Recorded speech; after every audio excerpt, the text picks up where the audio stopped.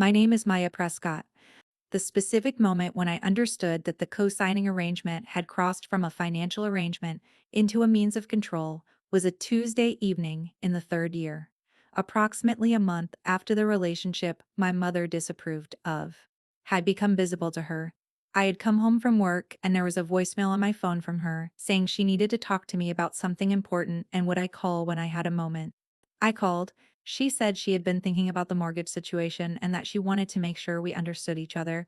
She said, "We're both in a precarious situation with this loan," and I noted the word precarious. It was not a financial assessment because the loan was current and the equity had grown and there was nothing precarious about the loan. It was an emotional framing, the word chosen to create the specific feeling she wanted me to have, which was the feeling of a person standing on uncertain ground. I said the loan was in good standing and that I did not understand what precarious meant in this context. She said that, as a co-signer, she had a stake in what I did with my life, that my choices affected her. I said my mortgage payments affected her, and my mortgage payments were current, and my choices otherwise were my own. She said I was being difficult. I said I was being accurate. We got nowhere, as I said. But I went to bed that night with the word precarious in my head, and I thought, the solution is not to argue about whether this is precarious. The solution is to make it not precarious in the specific way that can't be argued with, which is to remove the co-signing obligation entirely. I ran the refinance numbers that night. The first time, they didn't support it yet. The rate environment was not favorable enough for the closing cost to be recoverable in a reasonable time frame.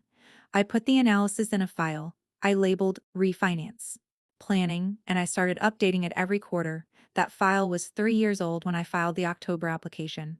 It had 12 quarterly updates in it. It was the patient, methodical work of someone who knew exactly what she was waiting for and was watching the conditions converge.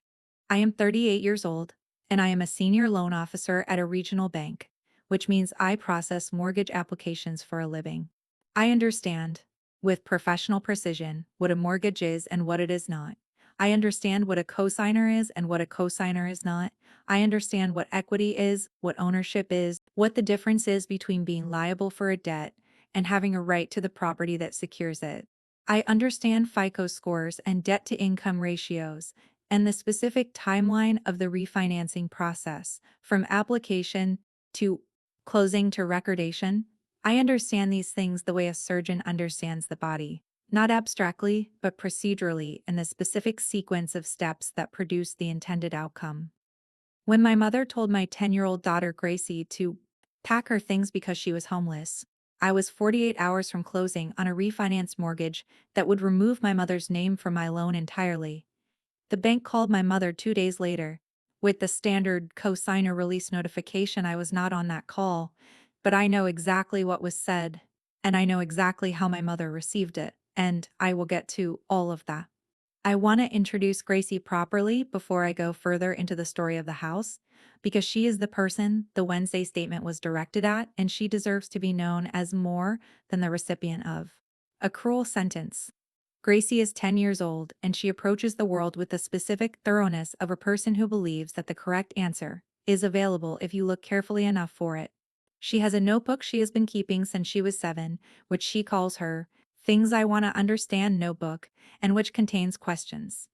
He has written down and, on the facing page, the answer she has found or the best available answer she has been able to assemble. Some of the questions are scientific. Why do leaves change color? What is the difference between a planet and a star? Some are social. Why do people get divorced? What is the right thing to do when someone is mean at school? The divorce question has an answer on the facing page in her careful handwriting that I had not known she had written until she showed me the notebook at age 9. People get divorced because the relationship stopped working, and it's better for everyone when they're honest about that. She had assembled this answer herself, without asking me, from what she had observed and inferred. She is 10. She has been this specific kind of careful person for as long as I have been watching her. She had asked me when she was 8 how much the house cost. I had told her. She had asked how I paid for it. I had explained mortgage loans in a version appropriate to an 8-year-old. You borrow money from a bank, you pay it back over time with interest. The house is the collateral for the loan. She had asked what collateral meant. I told her. She wrote collateral in her notebook and the definition I had given. She asked if Grandma's name on the loan meant Grandma could take the house. I had explained, as accurately as I could, to an 8-year-old, that it did not. She wrote this down. 2 years later, on a Wednesday evening, she was in the doorway when her grandmother said, "Pack your things, you're homeless." And she looked at me with the specific expression of a person who is checking the current situation against previously assembled information. The information said, the loan does not give Grandma the house. The current situation said, Grandma believes the loan gives her the house. The discrepancy was in the notebook's jurisdiction, a thing she wanted to understand. I need to start with the house, because the house is the foundation of the story in both the literal and the structural sense. I bought my house 6 years ago, when Gracie was 4 and I had been single for 2 years, and my credit was sufficient but not strong. Not strong enough for a bank to give me the loan at the rate I wanted without a cosigner, which is the specific moment that my mother's involvement began. She offered to cosign. She presented the offer as a kindness, which it was, and also as something that created a connection between her and my housing, that she would spend the following 6 years treating as a right. I accepted the cosign because the math worked. Better with it, a lower rate over a 30-year mortgage adds up to significant money, and the significant money was Gracie's future. And I was practical about Gracie's future in the way that single parents with professional financial knowledge are practical about it. I accepted the cosign. I bought the house. I put my mother's name on a loan. A cosigner on a mortgage is not an owner of the property. I need to say this explicitly because the gap between what co-signing actually is and what my mother believed it to be is the specific gap that the story lives in. When you co-sign a mortgage, you are agreeing to be responsible for the debt if the primary borrower defaults. Your name goes on the loan. Your credit is affected by the loan's performance. If the borrower stops paying, the lender can come after the cosigner. This is the full extent of what co-signing creates. It does not create an ownership interest in the property. It does not give the cosigner any right to make decisions about the property, to live in the property, to dictate what happens in or to the property. The deed, the actual document of ownership, had only my name on it. The loan had both names. My mother had understood this distinction in the narrow sense, the way a person who has been told the truth understands it when they are not paying attention to the implications. She had not understood it in the applied sense. The sense that would have told her that her name on my loan did not translate into any authority over my house or my life. What she had understood functionally over 6 years was that she was on the loan, and that being on the loan meant something in her framework. It meant she had a stake.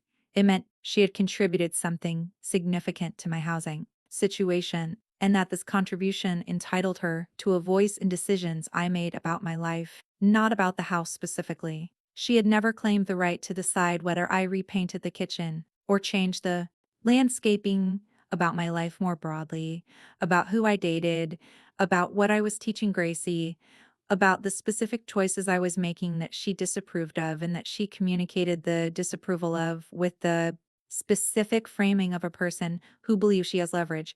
You know I'm on your mortgage. We should talk about this. The threat was never made explicit because she did not know how to make it explicit without the explicit version revealing its legal vacuousness. The implicit version was sufficient for her purposes. It created a low-frequency pressure, the sense of a string attached to everything, a reminder that some part of what I had was connected to her. The 6 years of the co-signing arrangement had a specific texture that I want to describe, because the texture is what makes the ending accurate, rather than simply satisfying. My mother had not been consistently difficult. She had been inconsistently difficult in the specific way that people are when they have a source of leverage. They do not deploy constantly. They hold it in reserve. Take it out when the conversation requires something beyond the ordinary. Put it back when the moment has passed. For the first 2 years of the arrangement, the co-signing was rarely mentioned. She had done me a favor, the favor was done, the mortgage was being paid, the house was a fact. In the third year, something shifted. I started dating someone new and she disapproved. And the disapproval, looking for a shape, found the shape of "I'm on your mortgage." She did not say she would use the co-signing in any specific way. She implied it. The implication was enough to create the low-level pressure she was looking for, the sense that the ground I was standing on was partially conditional. In the fourth year, the new relationship ended for its own reasons, and the co-signing receded again. In the fifth year, when I made a career decision she disagreed with, it surfaced briefly. It was like a specific card she kept in her hand and showed occasionally to remind me it was there. I understood the game from the beginning. I am a loan officer. I knew what the card said on its face and what it actually contained. The face said, "Your housing depends on my goodwill." The actual content said, "You are an adult who owns a house. Your mortgage is current. Your name is on the deed. I have liability, not authority." I could have explained the actual contents at any point in the 6 years, and I had tried. Once, in the third year, when the co-signing came up in connection with the relationship she disapproved of. She had said I was being legalistic. She had said I was missing the spirit of what she had done for me. I had said I was grateful for what she had done and that the gratitude was not connected to an obligation to accept her preferences about my personal life. We had gotten nowhere. I had started planning the refinance in my head that evening, not as a revenge plan but as the practical recognition that the cleanest resolution to a misunderstood dependency is to remove the dependency rather than to continue arguing about what it means. For 3 years, I had been planning to remove the string, not as a revenge strategy, not as a power play, but as the practical financial decision that it had always been. Cosigners affect the cosigner's credit. My mother's credit was being impacted by my mortgage performance. More relevantly, being a cosigner was constraining her own ability to take on new debt if she needed it. The mortgage showed on her credit report as an existing obligation. The professional case for removing her from the loan was real and bilateral. It was good for her credit flexibility and good for my autonomy. I had told her I was planning to refinance her off the loan. At some point, when my credit and income had strengthened sufficiently, she had received this information with the specific quality of someone who is acknowledging a stated plan while privately not believing it will happen on any timeline. That removes her leverage before she has finished using it. My work at the bank deserves more description than I have given it, because the work is the specific lens through which the whole situation was visible to me and therefore manageable. I have been a loan officer for 8 years, the last 3 as a senior loan officer handling complex residential and some commercial transactions. I review financial documentation all day. I read credit reports and income statements and bank statements and tax returns and appraisals, and I build the case financially for why a person is or is not a good candidate for a mortgage. I know what credit scores mean in practice. I know how debt-to-income ratios work and what changes them. I know what the underwriting standards are at each risk tier and what documentation is required at each tier. I know the refinancing process from the first conversation with a client through the closing table and the post-closing. Period. I have been watching my own financial indicators the way I watch my clients, not anxiously, but with professional attention. I knew what FICO score I needed for the specific rate tier I was targeting for the refinance. I tracked my score quarterly. I knew what income documentation I would need to submit. I kept my own finances in clean, current order, not because I am compulsive about it, but because professional knowledge of what lenders look for is its own motivation to have things in order. By month 30 of the co-signing arrangement, my numbers supported a solo loan at a competitive rate. I had not yet applied, because the rate environment had not yet made the closing costs recoverable within a reasonable time horizon. By month 48, the rate environment had improved enough. By month 54, everything was aligned. The credit score, the income, the appraisal value of the property, the rate, and the break-even on the costs. I filed the application in October, 6 weeks before Wednesday. By the time Gracie was 9, the financial picture had changed enough to make the refinance viable. My credit score had improved significantly from the original purchase, 6 years of on-time mortgage payments, reduced credit utilization, a salary increase. At the bank, the interest rates had moved in a direction that made a rate refinance attractive on its own merits, separate from the cosigner removal. I ran the analysis the way I run it for my clients. Looked at the break-even point on the closing costs, projected the interest savings over the remaining loan term, compared the new payment to the existing one. The numbers were favorable. I started the application. I should tell you why I did not tell my mother I was refinancing. The professional answer is that there was no requirement to tell her. The co-signing arrangement from the original mortgage did not give her the right to participate in or approve a refinance. The new loan would pay off the old loan and the old co-signing obligation would be extinguished. I did not need her permission, her participation, or her notification until the bank's standard process provided it, which was after closing, in the form of the cosigner release letter. The personal answer is that I had been carrying the string for 3 years and I wanted to remove it without a negotiation, without a conversation, to Abo. Whether I was being ungrateful, without my mother's version of what the cosign had meant, being inserted into the process of ending it, the string removal was mine to accomplish. The accomplishment did not require her involvement. The 43 days between the refinance application and Wednesday were days I managed with the specific equanimity of someone who has a plan in execution and is waiting for the plan to complete. I went to work, I processed my client files, I answered the underwriting questions on my own application with the meticulous completeness that I advise all my clients to bring to their applications. Because an application that answers every question completely moves faster through underwriting than one that requires follow-up. My own application moved faster than average through underwriting, which I attribute in equal parts to the quality of my file and to the professional familiarity of the underwriters with the standards. My clear to close came in 11 days. I have thought about telling my mother during those 43 days. I ran the calculation and it was always the same. Telling her would not have changed the outcome.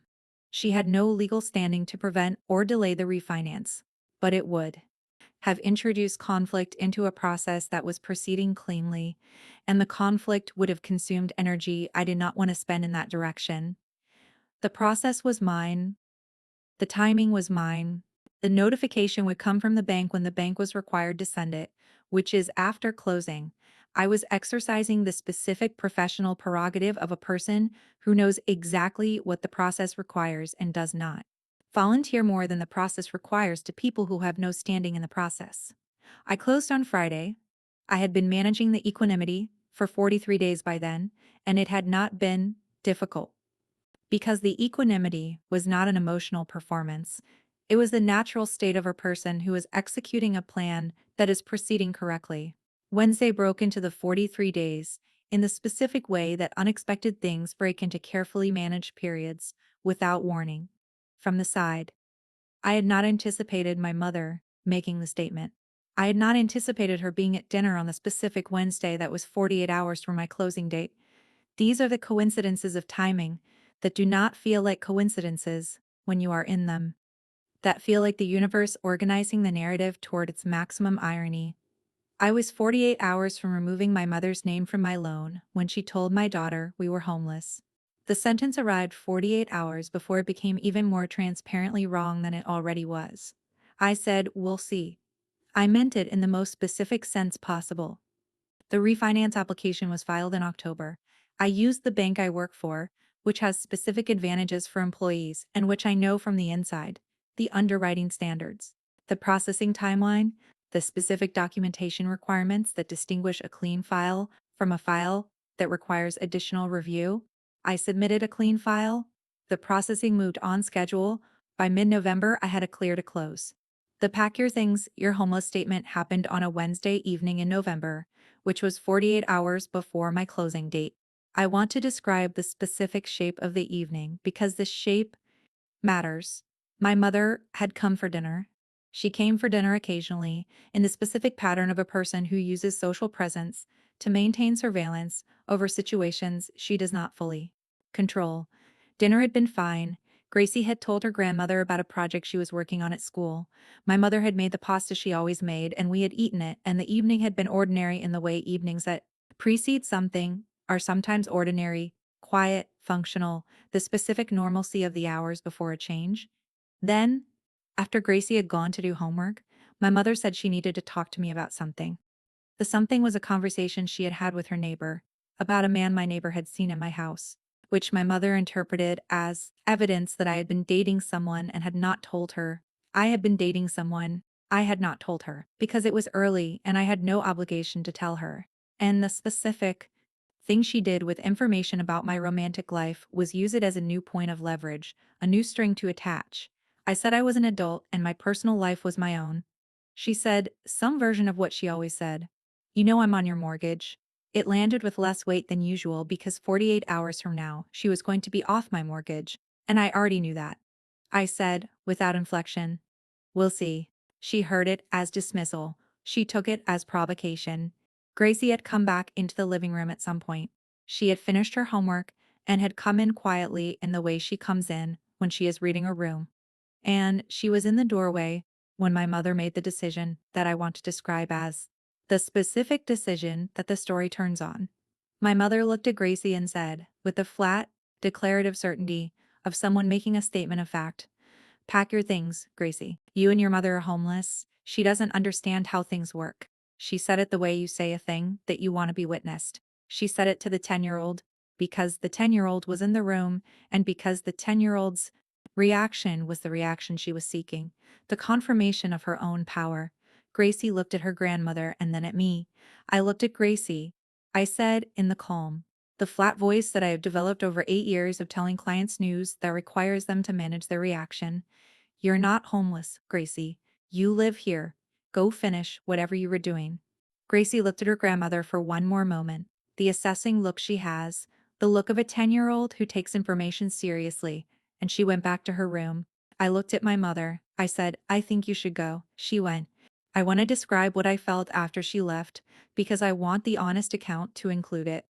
I sat in the living room for 20 minutes and I felt the specific tiredness of someone who has been managing the same situation for 6 years and who has been carrying the string for 3 years and who is 48 hours from the end of both and is still in the part where the tiredness is present and the end has not arrived yet. Not anger. Anger would have been cleaner than this. The specific complex tiredness of a person who loves a difficult parent and who has built a professional career on the discipline of processing complicated financial situations without emotion, who's therefore very capable of keeping the emotion in its compartment but cannot make the compartment empty.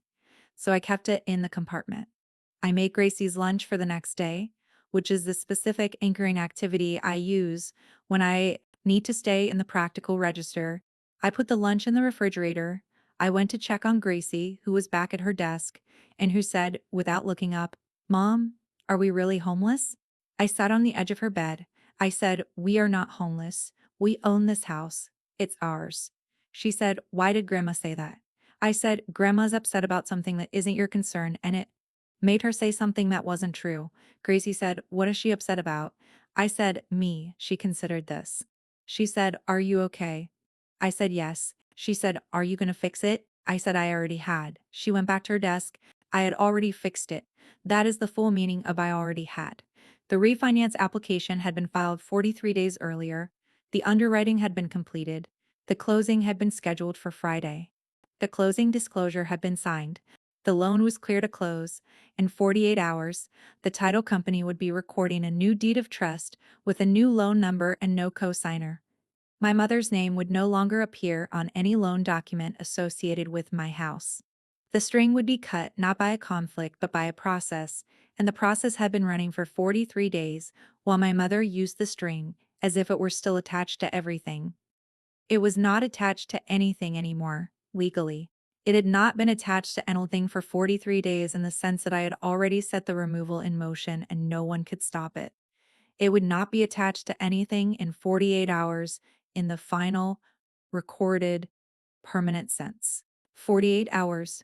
The closing on Friday is worth more description than I have given it, because for me, it was not a routine appointment. I have been at hundreds of closings in my professional life. I have sat beside clients while they sign, and I have guided them through the stack of documents, and I have explained each signature's meaning, and I have watched people's faces when the signing is done and they are homeowners, or when they are homeowners again in a new configuration. And the faces always tell me something about what the moment means. I had not been a client at a closing since the original purchase of my house 6 years ago, and that closing had had the specific quality of a first-time purchase. The weight of the commitment, the significance of the documents, the combination of excitement and seriousness. This closing was different. It had the specific quality of a completed project. The clean, specific satisfaction of a person who has been building towards something for 3 years and has arrived at the moment of completion. I signed the new promissory note and I noticed the absence of a second signature line. I signed the new deed of trust and I noticed my name was the only name. These were not remarkable things to a title company assistant who had processed thousands of closings. They were standard documents, standard signatures, standard procedure. To me, they were the documented removal of something that had been attached to my financial life for 6 years. I did not cry. I did not feel triumph. I felt the specific professional satisfaction of a file that has been handled correctly, which in this case was also the personal satisfaction of a 3-year plan that had executed cleanly. The title company assistant said, "We're all done here," and I said thank you and I went back to work. I closed on Friday morning. The closing was at the title company's office, which is the standard location for mortgage closings in our market, and it lasted approximately 45 minutes, which is standard for a rate and term refinance without significant complexity. I signed the closing disclosure, which I had reviewed 3 times before showing up, because that is what I would tell any client to do. And because I apply the same standards to my own transactions that I apply to my clients, I signed the promissory note. I signed the deed of trust. The title company collected the signed documents and processed the disbursement of the payoff to the old loan. The old loan, the one with my mother's name on it, was paid off. The co-signing obligation was extinguished.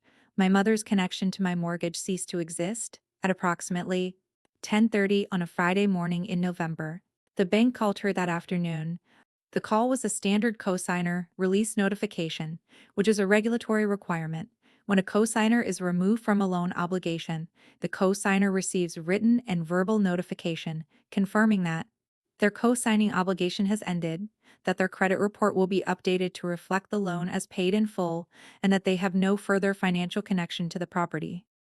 The notification is standard, required, and not subject to the primary borrower's approval. It goes to the cosigner, regardless of whether the primary borrower wants the cosigner to receive it. I had not arranged for the call to happen. I had not asked the bank to call on a specific day or at a specific time. The call happened because it was required and because Friday was the day the loan closed and notifications go out the same business day as closing. I was at my desk when the call was made. I was not on it. I want to say something specific about Gracie and the Monday phone call from my mother, which I described briefly, but which contains something I've thought about since. My mother called Gracie on Monday evening after the Sunday conversation with me, and the call lasted 20 minutes. I was not in the room for it. I had given Gracie the phone and said Grandma wanted to apologize and that she could talk to her if she wanted to. Gracie said okay and took the phone and went to her room. 20 minutes later, she came back and said what she said, that Grandma had apologized and that she sounded like she meant it, and she handed me the phone. I asked, after she had gone to do her homework, if the conversation had been okay. She said it had been fine. She said, "Mom, I think Grandma was scared." I said, "What did she mean?" She said she sounded scared when she apologized, like she was scared I wouldn't accept it.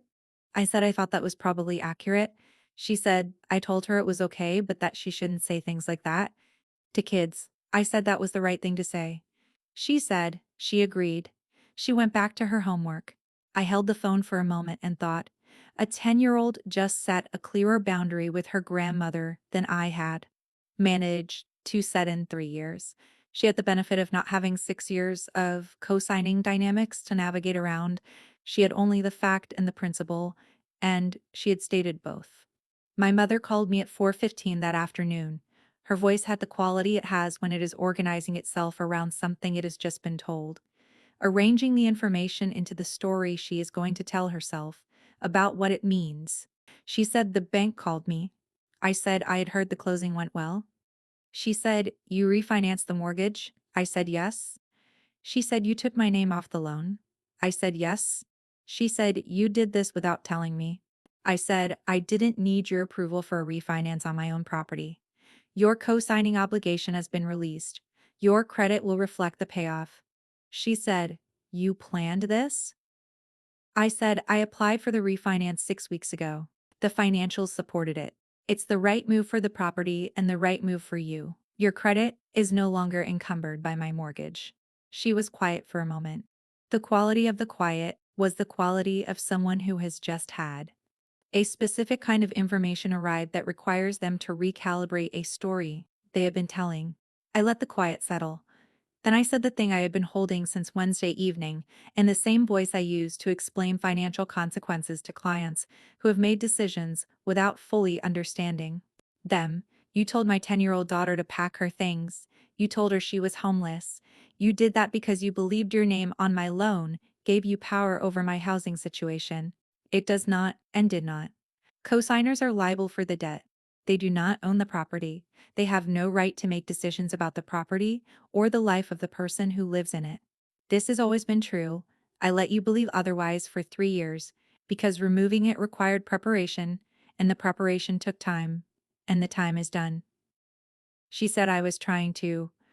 I said, I know what you were trying to do. You were trying to frighten a child to make a point to her mother. That's the thing I need you to sit with, she said. I didn't mean it the way it sounded. I said, Gracie is 10. She asked me if we were homeless. That is the way it sounded to the person WHO matters most. I said I would call her on Sunday. I said goodbye. I ended the call. What I told Gracie that evening was a version calibrated for a 10-year-old who takes facts seriously. I told her the loan that Grandma had co-signed on our house had been paid off, and a new loan in my name only had been put in its place. And this meant that the situation Grandma had been describing was based on a misunderstanding that was now resolved. She said, "What misunderstanding?" I said, "Grandma thought being on the loan meant she had some control over the house. She doesn't. And she never did. But now the loan she was on is gone, so the situation is even clearer." Gracie processed this. She said so she was wrong when she said we were homeless. I said she was wrong about the law and she was wrong about the facts. She said, why didn't you tell her she was wrong before? I said, because the most useful response wasn't to tell her she was wrong. It was to remove the thing she was mistaken about. Gracie thought about this for a while. She said, that's like when you take a piece off the board, instead of arguing about it. I said, exactly like that. She seemed satisfied with this. She went to make her own after-school snack, which is a habit she has developed since she turned 9. She makes it herself, with the same specific competence she brings to everything. Here's what I want to say about the professional dimension, because it is the thing that made this outcome possible in the way it happened. I process mortgage applications. I know what a refinance requires: a current credit score, income documentation, property appraisal, debt to income calculation, specific title work. I knew my numbers and I had been watching them improve for years. I knew from the day I accepted the cosign 6 years ago that the cosign was temporary, that my numbers would eventually support a solo loan, and that when they did, I would end the co-signing arrangement because the arrangement's continuation served only the specific leverage it gave my mother. I had been waiting for the numbers to support the plan. The numbers came together in October, the plan executed in November. The closing was a 45-minute appointment at the title company. The preparation was 6 years. There's something in my professional work that I've been trying to articulate since November and that I can now articulate more precisely. I help people buy houses. I help people refinance houses. I help people understand what the numbers mean and what the documents say and what the implications are for their financial lives. The work is fundamentally about enabling people to have the specific kind of security that owned housing provides. The security of knowing that the place you live is yours and the documented, legal, permanent sense of yours. I do this for strangers every day. I have done it for hundreds of families over 8 years. I had been doing it for myself, in parallel, since the day I signed the co-signing agreement. I had been building toward the moment when the documentation would say only what I needed it to say, which was Maya Prescott, owner, no co-signer, no strings, no one's name on my financial life except mine. The bank called my mother on a Friday afternoon to tell her it was done. I should describe more fully what my mother and I said on the Sunday call, because the Sunday call was the beginning of a conversation that has been continuing since November, and its beginning matters for understanding where it has gone.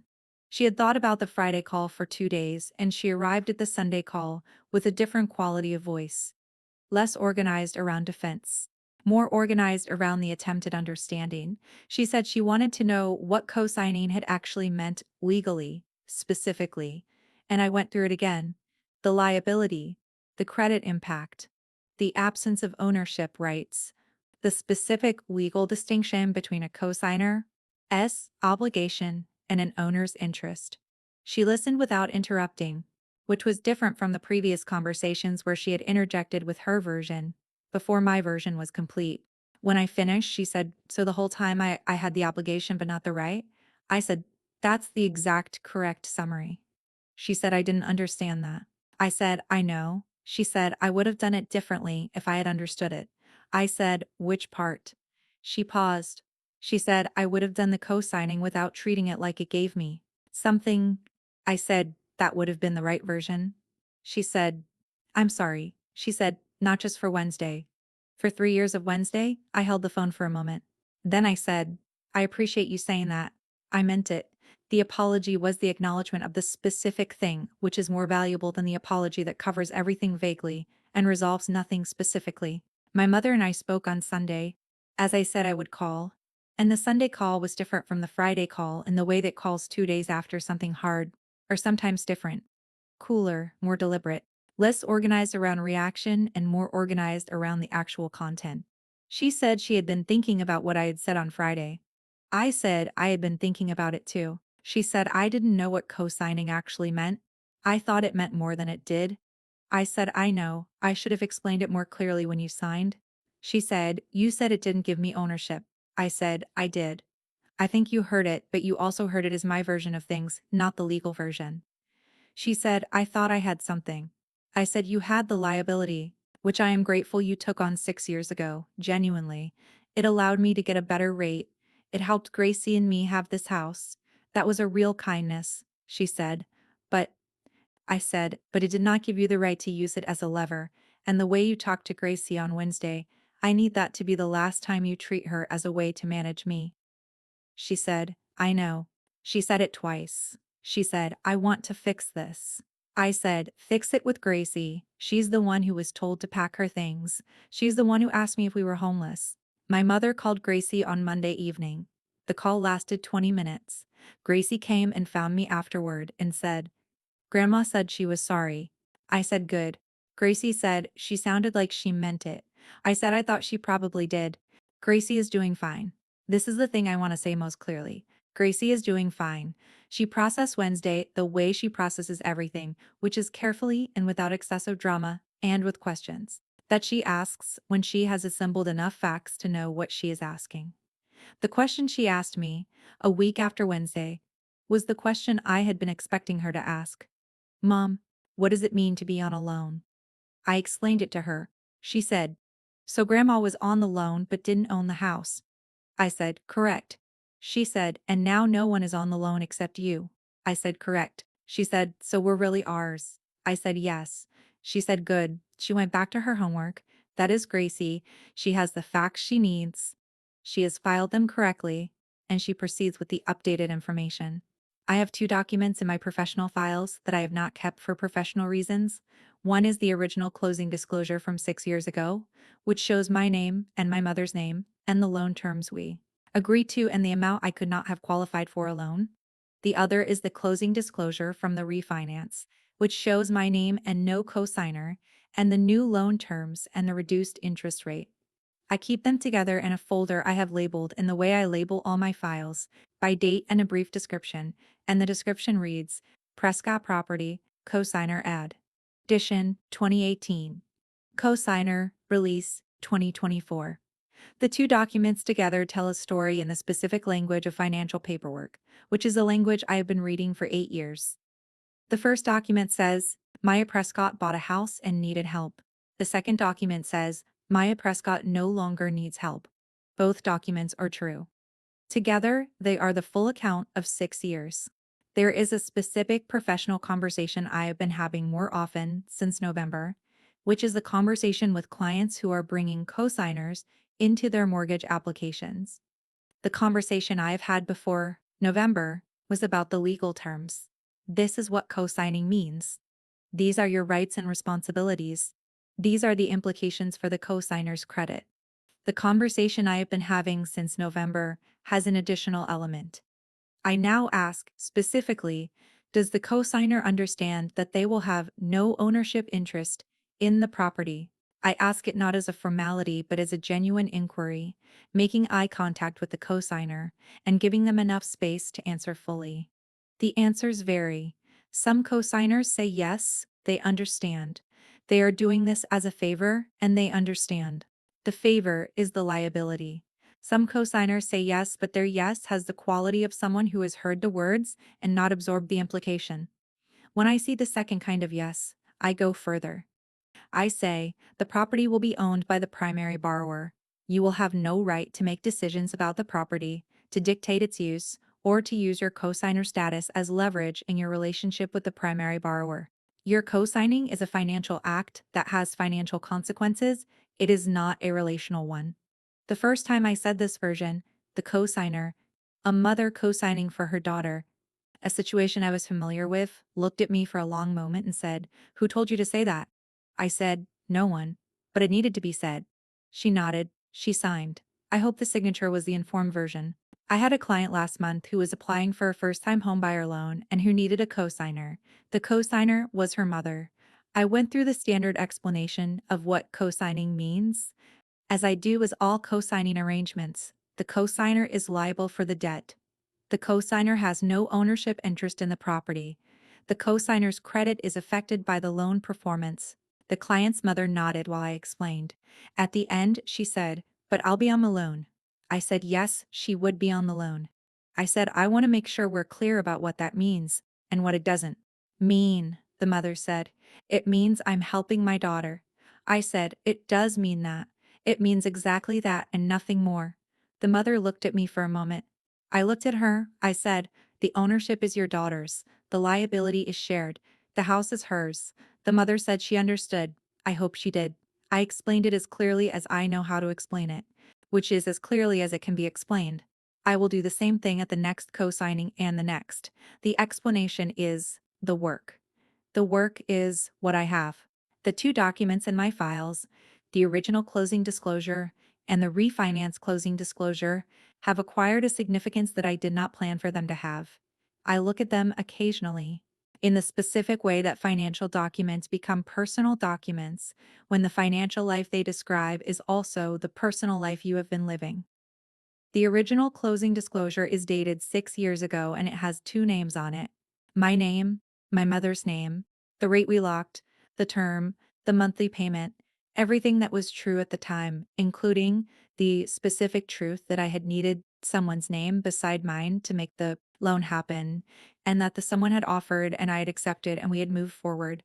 That document is the record of the beginning, include EIL, NG its conditions. The refinance closing disclosure is dated this November and it has one name on it. My name, a lower rate, a reduced monthly payment, everything that is true now, including the specific truth that I did not need anyone's name beside mine anymore and had taken the steps to make the documentation reflect that fact. The two documents together are the story in financial terms, which is the language I know best and the language in which the story is most precisely told. I keep them because the precision matters and because the record is what makes the true thing true in the permanent way. Gracie asked me, 2 weeks after the closing, what a closing disclosure was. I showed her mine, the new one. I walked her through the columns, the loan amount, the rate, the monthly payment, the closing costs, the escrow calculation. She read it carefully in the way she reads everything, turning the pages methodically, reading the footnotes. She looked at the signature page. She said, "Only your name." I said, "Yes." She said, "That means it's only ours." I said, "Yes." She put it back on my desk and said, "That's the one to keep." I said I already was. She went to add something to her notebook. I did not ask what, but I suspect it was in the things she wants to understand section. Under co-signing, adding the answer, "It can be removed." The answer is correct. It can be removed. I removed it. The house is mine. It has been mine since the day I bought it. Legally, in the permanent sense that the deed creates. The loan is mine now, in the clean sense that no other name shares the obligation. My mother called it a homeless situation on a Wednesday evening in November. The bank called her on Friday afternoon with the documentation that said otherwise. The documentation does not require argument. It is what it is. I signed it at the title company in 45 minutes on a Friday morning, and it went into the public record, and the public record is what makes things permanently true. My name is on the deed. My name is on the loan. The mortgage is mine. The house is mine, and the bank already called. My colleague at the bank, a senior loan officer named David, who has been at the branch longer than I have and who I consult on complex cases, asked me in December how the personal refinance had gone. I said it had gone well. He said he had seen the file move through and that it was one of the cleanest applications he had reviewed all year. I said I had taken my own advice. He said, "What advice?" I said, "Submit a complete file. Keep the documentation organized. Make it easy for the underwriter to say yes." He said those were good words to live by. I said I had been living by them for 8 years. He went back to his office. I went back to mine. We had clients to call. The client I called that morning was a family in the early stages of purchasing a first home, the specific kind of call that is the beginning of something. They have found the house. They have the energy of people who are about to make the largest purchase of their lives. They are simultaneously ready and overwhelmed. I walked them through the process, the application, the documentation requirements, the appraisal, the underwriting, the timeline, the closing. I have given this overview hundreds of times. I gave it with the same care. I give it every time because the care is the work, and the work is what matters. At the end, the wife asked me whether they should think about having her mother co-sign to improve their qualification. I said it was worth running the numbers both ways. I said, "Before we go there, let me explain what co-signing actually means and what it doesn't mean, so you can make an informed decision about whether to bring someone into the application." She said, "Please." Yes. I explained it carefully. She wrote things down. She said, "So the co-signer is on the loan but not on the deed." I said, "Correct." She said, "And there's no ownership." I said, "Correct." She said, "We should tell my mom that before she agrees." I said that was the right instinct. She said she might not want to if she understands she's just taking on debt without getting anything. I said, "Or she might want to anyway, because she loves you and wants to help you get the house." Both outcomes are valid. The important thing is that she decides with accurate information. The wife said, "That's exactly right." We finished the call. I moved to the next file. That is the work one accurate conversation at a time. Gracie's Things I Want to Understand notebook has a new entry. I know this because she showed me. Which she does occasionally when she has finished an entry and is satisfied with the answer she has assembled. The question was, why did Grandma say we were homeless when we own our house? The answer, in her careful handwriting, on the facing page. Grandma was on the loan cosigner. She thought being on the loan meant she had some control over the house. She was wrong. Cosigners have the debt, not the house. Mom knew this but waited until she could fix it with the bank. Mom fixed it. The loan only has Mom's name now. We are only ours. I read it twice. I said, "That's exactly right." She said, "I checked." I said, "With who?" She said, "With the closing disclosure you showed me and with what you explained."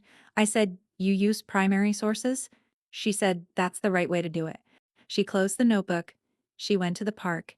I put the closing disclosure back in its folder with the original. Both documents, the full record, accurate and complete. The record says what it says. My daughter has it in her notebook. The bank has it on file. The county recorder has it in the property records. The true thing is documented in every place that true things are documented. The bank called my mother.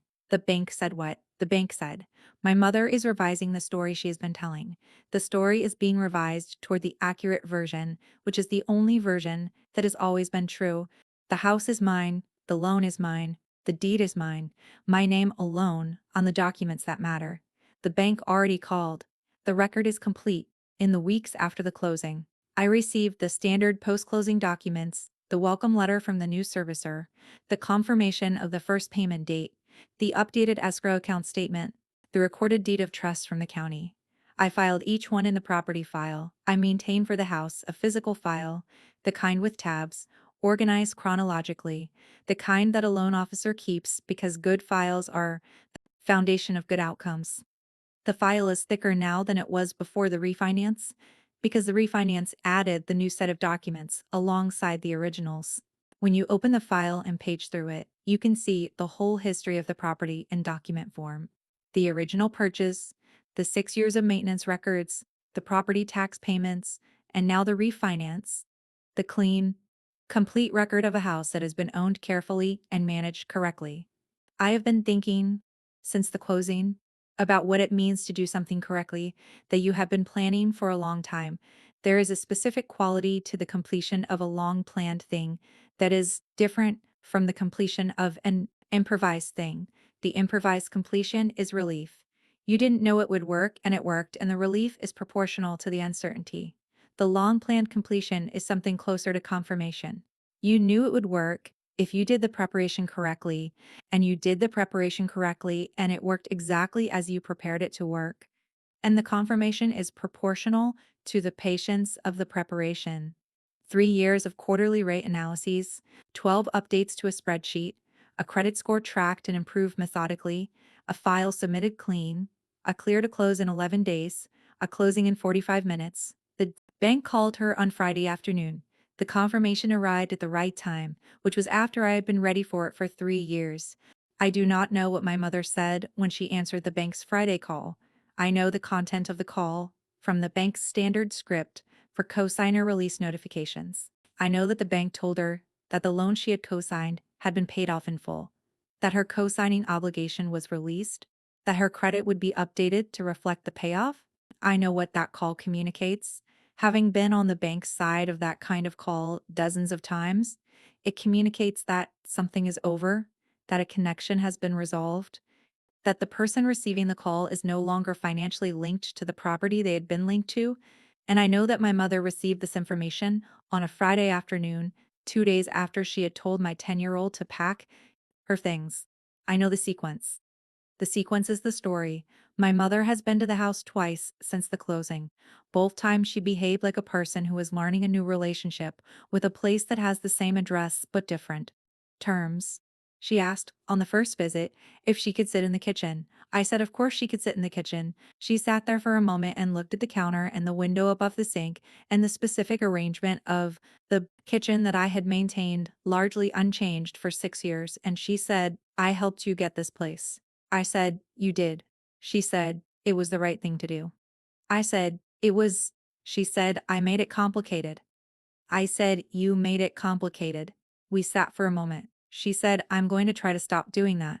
I said I appreciated it. We had coffee. Gracie came in and sat at the table and told her grandmother about the bird she had seen at the park, that she had looked up in a field guide and had identified as a cedar waxwing, which is a bird she had been hoping to see for 2 years since she had read about it.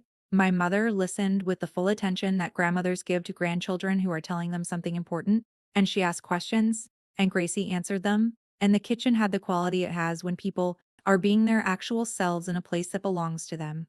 The house, ours, the documents say so. The bank confirmed it.